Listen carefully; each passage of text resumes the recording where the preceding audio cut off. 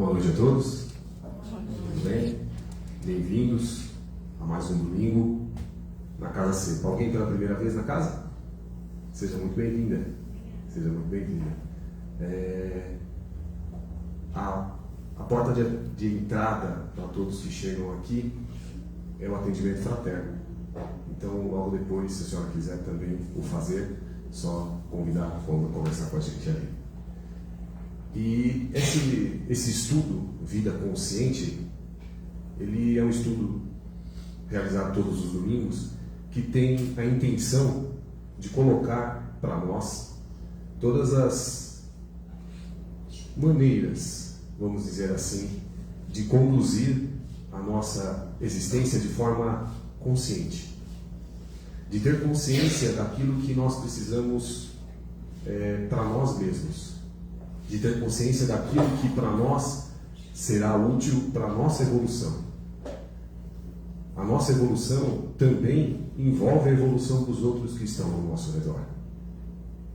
Então, quando a gente está evoluindo, quando a gente busca essa evolução, a gente contribui com a nossa evolução, com a evolução de todos os outros que estão ao nosso redor. Tanto quanto família, como sociedade. Porque se você socialmente faz algo bom, isso serve de exemplo para uma sociedade. Principalmente para as pessoas que estão à frente de posições chave na sociedade. São eles os exemplos. São eles que trazem, através das suas ações e dos seus trabalhos, a melhoria para a cidade, ou para o local, ou para o trabalho, ou para a empresa. E através desta evolução física, ele vai levar a evolução física a todos os outros que estão ao seu redor.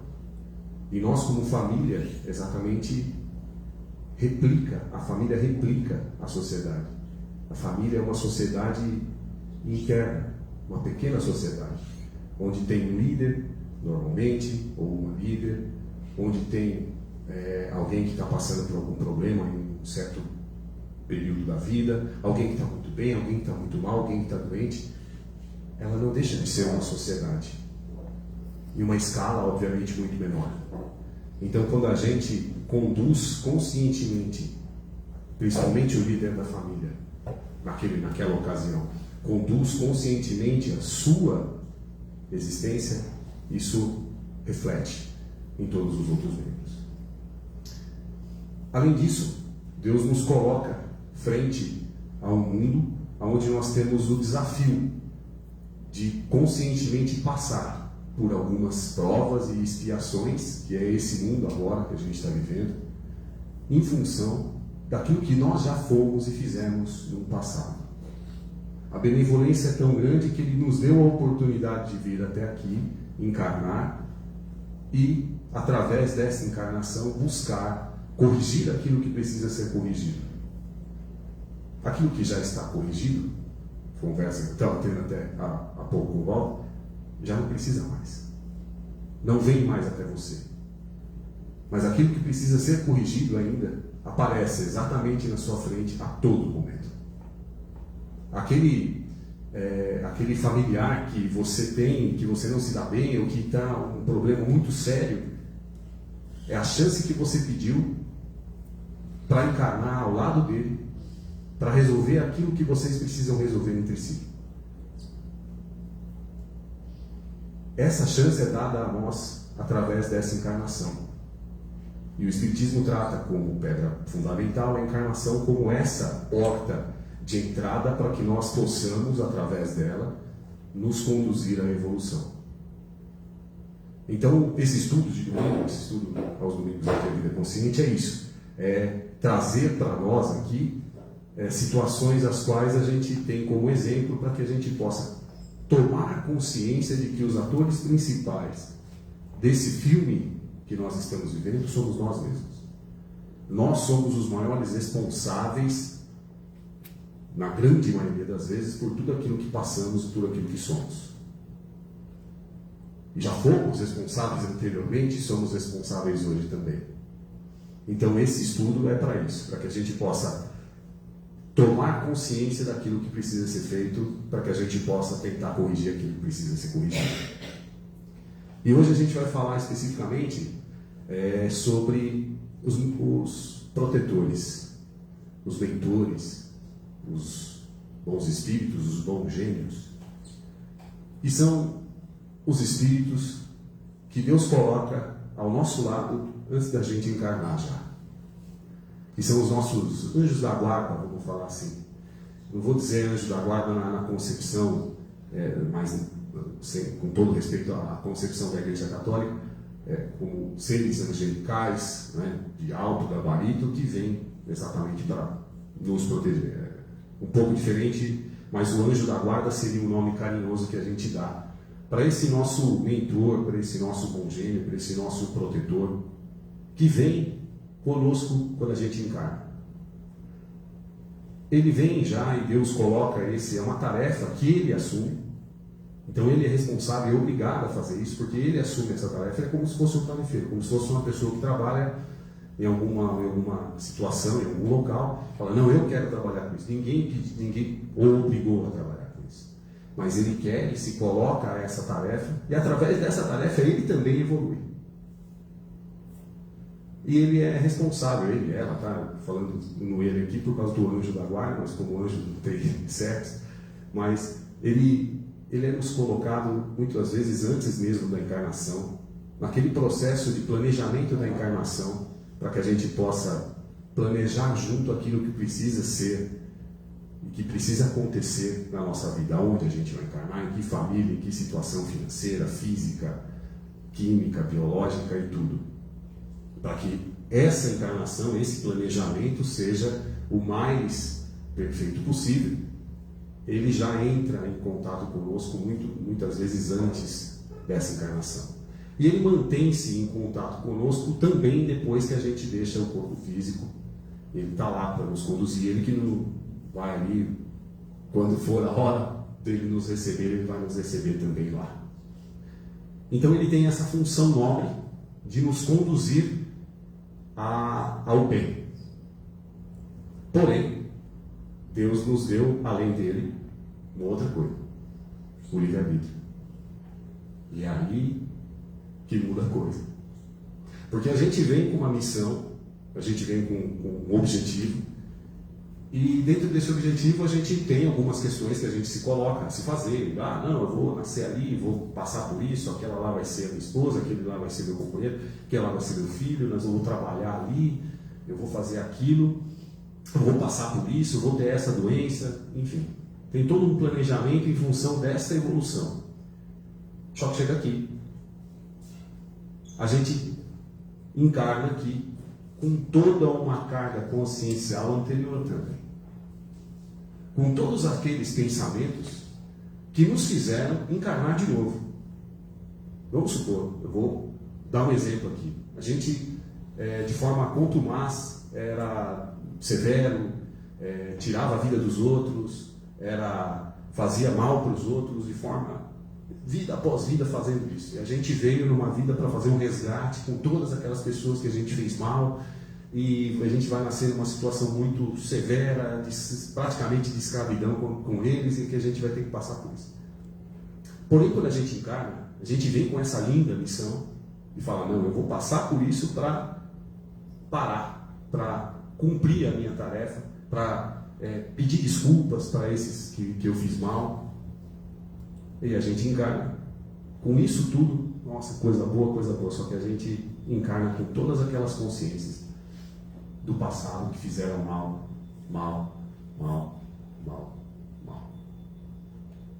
Então essas consciências vão estar em nós.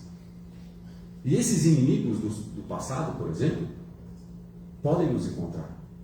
Mesmo que a gente mude de corpo, de país, de aparência, de homem para mulher e vice-versa, eles vão nos encontrar. Porque o nosso pensamento não muda. O nosso quadro mental não mudou.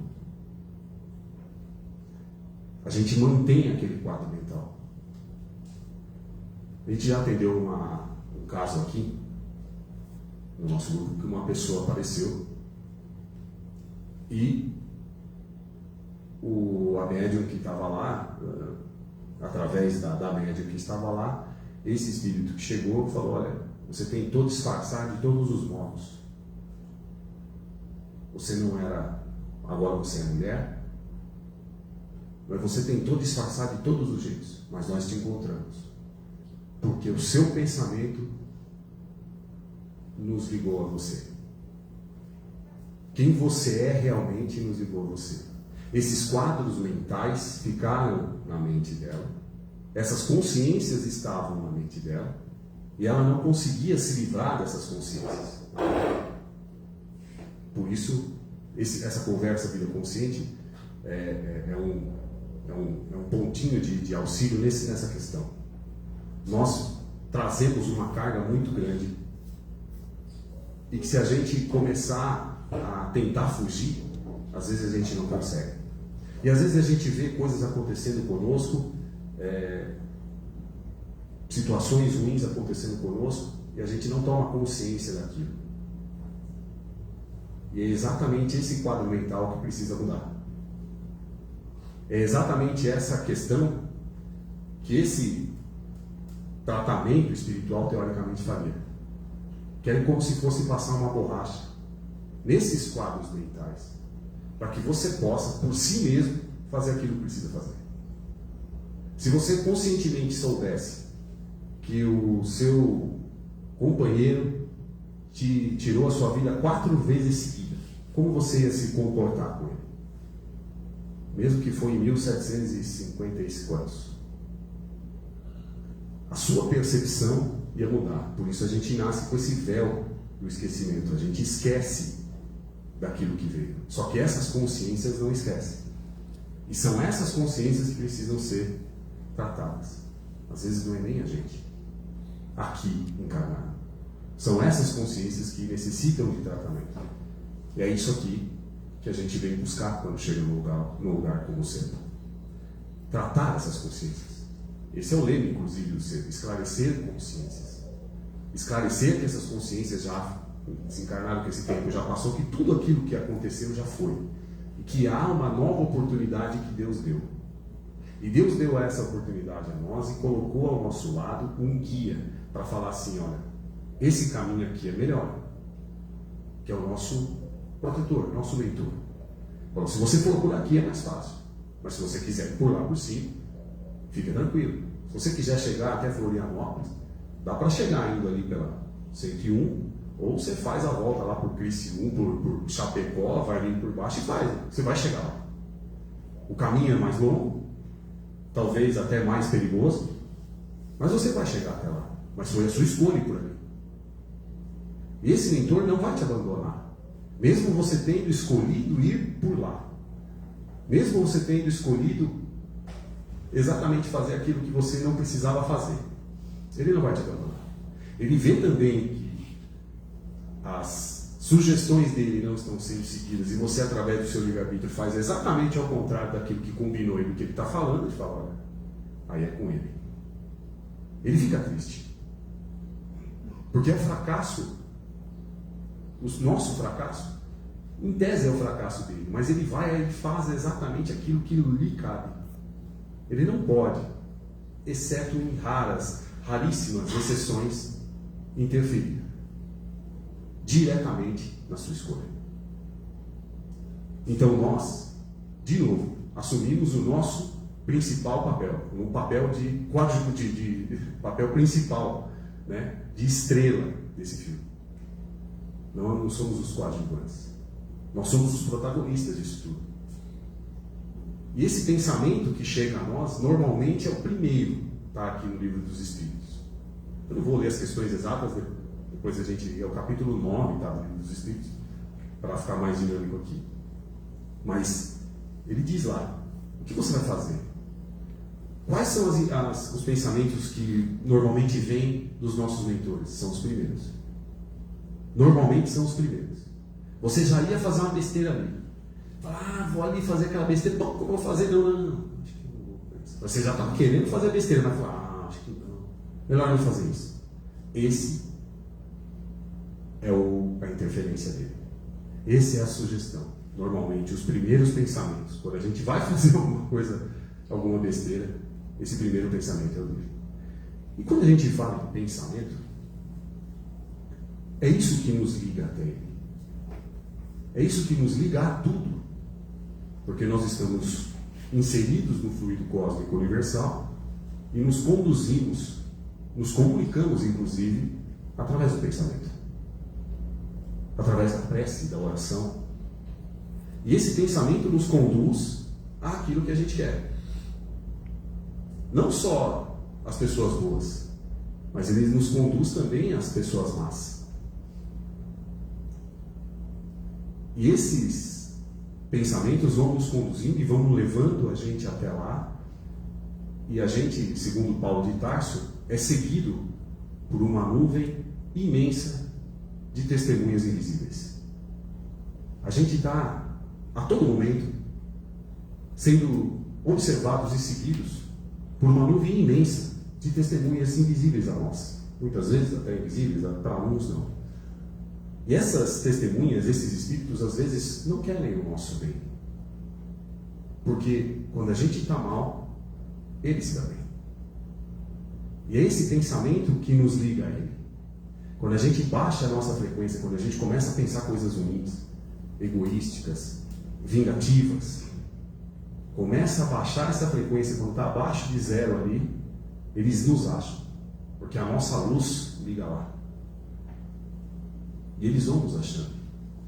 E eles vão tomando conta de tudo aquilo que a gente faz. E isso a gente também acompanha nesses atendimentos que a gente trabalha aqui dentro. É o nosso pensamento, a grande maioria das vezes, que nos liga até eles. A grande maioria das vezes é o nosso pensamento. Mesmo aquele pensamento oculto que a gente tinha lá, que trouxe os inimigos do passado ao nosso do lado, mesmo quando a gente estava com outro corpo, com outra aparência, outro local, esses pensamentos trazem pessoas que às vezes estão nos usando para viver a vida delas. Por isso, às vezes, é tão difícil deixar um vício, por exemplo, de fumar, de beber, enfim. Porque esses irmãos que ainda não se acharam, eles veem na gente a chance deles começarem a consumirem isso, porque eles estão tão presos à matéria e através da gente eles vão consumindo, em tese, o cigarro, a bebida, enfim. E a gente não consegue abandonar isso. Então o nosso pensamento, conscientemente, vai fazer com que a gente possa se esquivar disso. Tem uma história de Jesus que eu vi hoje nos estudos para cá, que Jesus chegou em uma cidade, vou até olhar o nome aqui, vou colar, né? Espera aqui, Gadara. E ele chegando até Gadara, ele chegou perto de não podia entrar, né? A entrada era por trás assim da cidade. Chegando perto, ele teve que passar por um cemitério para chegar aos portões da cidade. Chegando perto do cemitério, ele encontrou um cidadão lá, que estava ali, tinha sido expulso de casa, e ele estava morando no cemitério, que era o único local que ele tinha. E Gadara, ele era, a atividade principal era a criação de porcos. Ele chegando perto do cemitério, esse cidadão sai, totalmente possuído, os endemoniados, como eles falavam na Bíblia. Chega perto de Jesus e Jesus pergunta: qual é o seu nome? Ele fala: o meu nome não, o nosso nome é Legião. Nós estamos em muitos através dele. E como vocês chegaram a ele? Ele veio até nós. Ele nos chamou através do pensamento. E quando Jesus chegou perto dele, ouviu e viu o líder chegando e falando, ele foi um pouco agressivo com Jesus, e Pedro, Simão Pedro, que era teoricamente o guarda-costas de Jesus, ele que cuidava um pouco mais da segurança dele, foi interferir. Ele falou: O cordeiro eu conheço, você não. Se afaste. E Pedro sentiu que não tinha forças para conduzir essa defesa a Jesus Cristo e se afastou.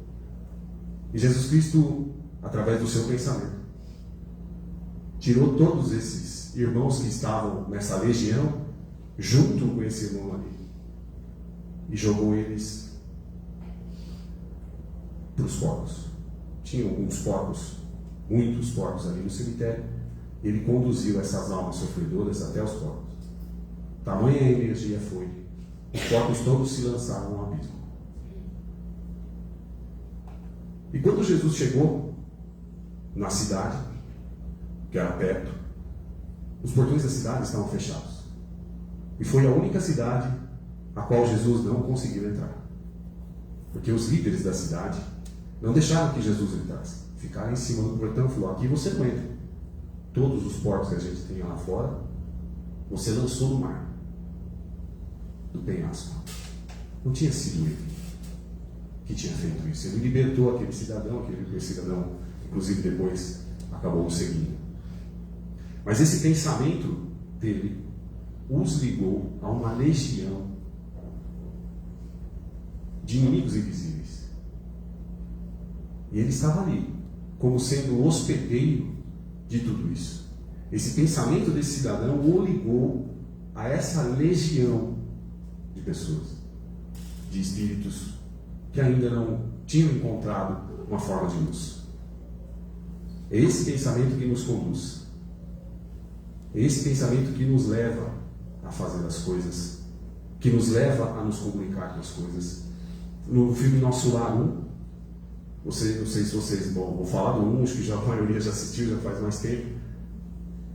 Não sei se vocês vão lembrar, mas quando André Luiz chegou lá para ver na telinha quem tinha pensado nele depois da morte, só aquela senhora que ele tinha feito bem, tinha feito uma oração para ele. Essa senhora o fez depois se arrepender, desviado dela algumas vezes lá em Nosso Lar, e ele vê até as lágrimas ali. Esse pensamento que os ligou, é esse pensamento que nos liga a esses irmãos. E nesse mesmo livro do Nosso Lar, André Luiz coloca de forma bem enfática que ele olhava e ficou admirado com todas as luzes que chegavam a Nosso Lar, todas as noites. O que são essas luzes que chegam aqui? Falou, essas são as preces e os pensamentos conduzidos até nós.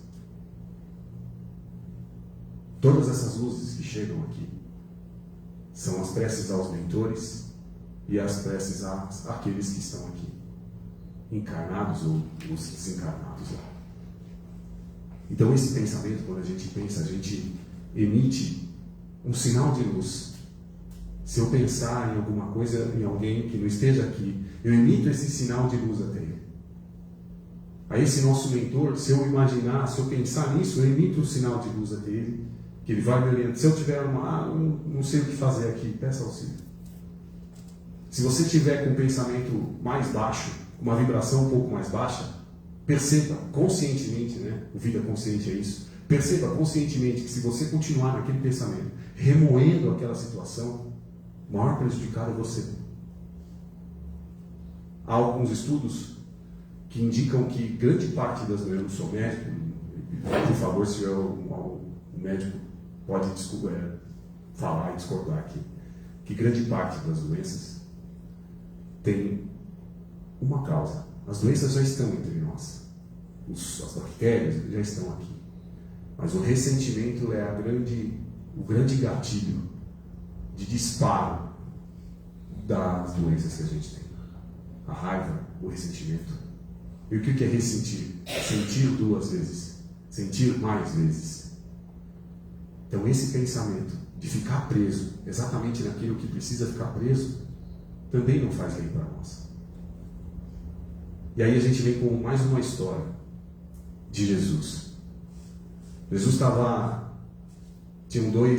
Jesus já tinha desencarnado e haviam 2 seguidores dele, Cleopas. Uns dizem até que era primo de Jesus. E eles moravam em Emaús, ficavam uns 20 25 quilômetros de Jerusalém. Eles estavam caminhando até Emaús, né? E não deu tempo de chegar, eles pararam. E no meio do caminho eles estavam caminhando até Emaús e, como a morte de Jesus tinha acontecido há poucos dias, eles estavam falando exatamente da morte de Jesus. Duas pessoas, Cleopas e um companheiro. E eles caminhando e comentando. Isso chegou uma terceira pessoa com ele e foi perguntando: o que aconteceu? Não, Jesus fez tudo isso aí de bom. Eles crucificaram, bateram nele, chicotearam, lançaram, puseram uma coroa, pregaram ele numa cruz, meu Deus, eles acabaram com Jesus Cristo, acabaram com Jesus Cristo, e foram só falando disso. Só falando disso. E esse terceiro só escutando. E ele escutando, chegou, já era mais de noite, eles encostaram numa estalagem mais simples assim, e nessa estalagem eles pediram para hospedar lá. E quando Jesus chegou, entrou, tudo sei lá. Só tinha um pouco de comida, uma coisinha, deram um pedaço de pão, e quando deram um pedaço de pão, deram para Jesus fazer a oração. O povo judeu era assim. E quando Jesus fez a oração, várias luzes começaram a sair. Ele foi cortar o pão. E eles viram que era Jesus Cristo que estava caminhando com eles. Quando eles olharam, era Jesus Cristo. Jesus Cristo estava o tempo todo do lado deles. E eles não perceberam. Porque Jesus Cristo é esse anjo salvador que vem. Nós temos os nossos anjos salvador. Mas ele sempre fala: quem tem ouvidos vai ouvir. E ninguém ouvia. Eles estavam presos à situação que tinha acontecido com Jesus, não com o que Jesus tinha dito. Assim aconteceu com Maria de Magdala. Ela num dia acordou muito cedo e foi lá ver Jesus. Ela reagiu. Ela teve uma noção e uma percepção diferente daquilo que ela precisava fazer. Porque ela percebeu, através, mesmo depois da tristeza, pensa, você seguindo uma pessoa que fez bem a tantas pessoas, que você viu fazer diversos milagres na sua frente, o maior ser que já encarnou nessa terra, de repente ele morre daquela forma, não tinha quem não ficasse triste. Mas ela tomou consciência de que se o pensamento dela ficasse só na tristeza, ela não ia mudar. Então ela acordou muito cedo e foi visitar o túmulo de Jesus. E quando ela chegou lá, Jesus: por que você me procura entre os mortos, se eu estou vivo? Então ela foi buscar. Ela mudou o pensamento. Ela mudou a forma de conduzir aquilo que ela precisava mudar. E ela escutou o que Jesus disse. Ela ouviu aquilo que precisava ouvir. Então, desse estudo que a gente está fazendo aqui, a mensagem principal que eu encontrei para dividir com vocês foi: vamos escutar. Escutar o que eles têm a dizer. Como a gente vai identificar que é o nosso guardião que está falando conosco? Só vão vir pensamentos bons. Não vai vir nenhum para você fazer uma maldade, ou para fazer vingança, ou nada. Então que a gente possa ter mais ouvidos. E que a gente possa abrir a porta para Jesus. Pode ver que ele bate, mas a maçaneta só está para o lado de dentro. Tá bom? É isso, para hoje é isso, né? Então, muito obrigado a todos pela presença e vamos nos preparando para o passe ali na câmara. Tá bom? Para se preparar para o passe é importante que vocês tenham já em mente aquilo que precisam e que vieram buscar. Aquilo que os trouxe aqui. E se coloquem de uma maneira receptiva.